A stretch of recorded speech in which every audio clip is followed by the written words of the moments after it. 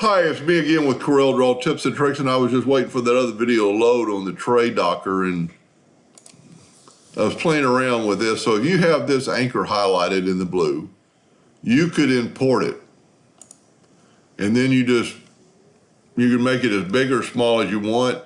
If you just click on it, it's original size.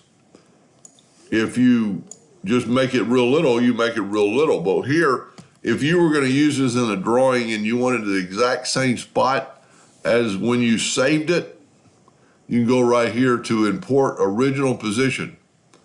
It's going to put it exactly where it was. I did this, same thing on this, import in the original position.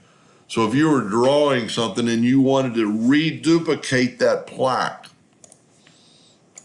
with different text, but you wanted your graphics, stuff you have in your tray in the original position. See, I can import this wood and make it real little, or I could import it where it was when I first saved it. That's pretty, I could see this being very useful if you're trying to reduplicate a plaque with an anchor and say this flower.